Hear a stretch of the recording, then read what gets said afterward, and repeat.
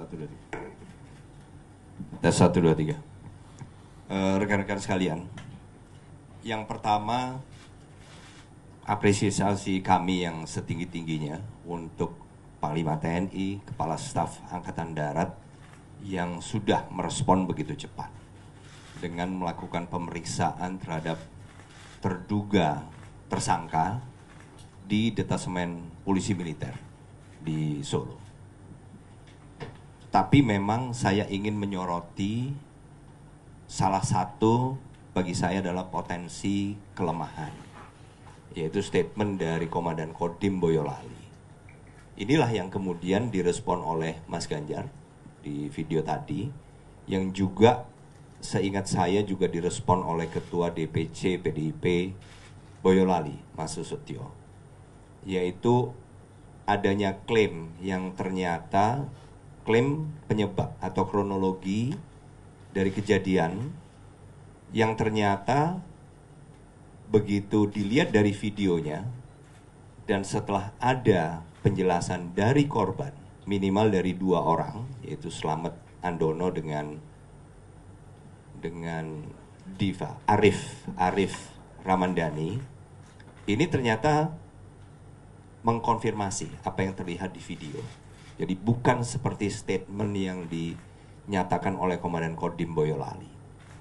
Di statement itu antara lain dinyatakan salah satunya bahwa ini adalah kesalahpahaman antara 2 pihak.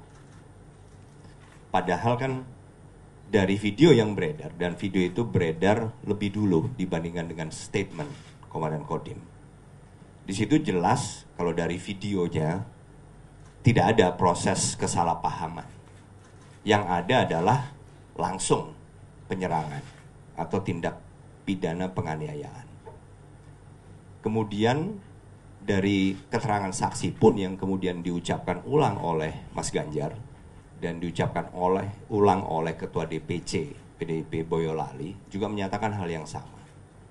Yang kedua, statementnya juga menyatakan bahwa ini adalah tindakan spontan di mana para anggota yang sedang oknum anggota yang sedang berolahraga ini kemudian keluar untuk menghentikan, membubarkan sampai terjadinya penganiayaan.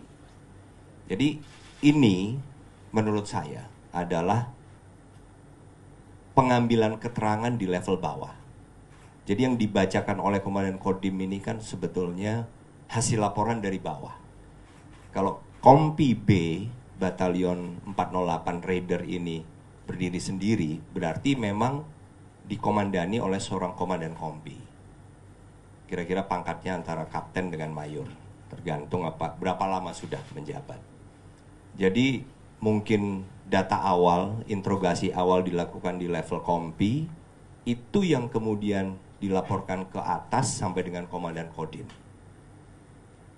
Jadi kapasitas dari Komandan Kodim pada saat mengumumkan sebetulnya kan bukan sebagai atasan dari yang melakukan tindak pidana, tetapi lebih sebagai atasan yang berhak menghukum.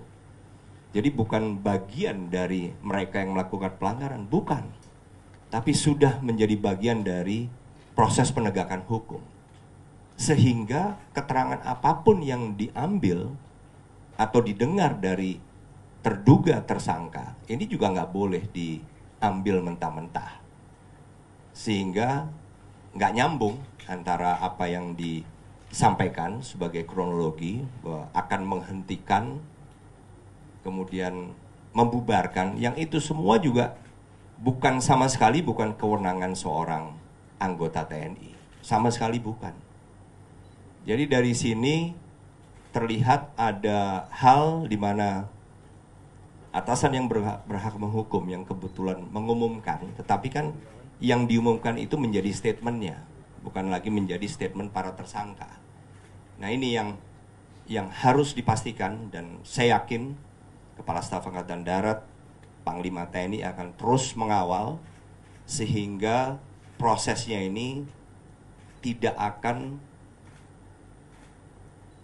misalnya melenceng arahnya, tetapi benar-benar pada fokus pada kejadian sebenarnya dan sesuai dengan data-data dari saksi. Nah, jadi kembali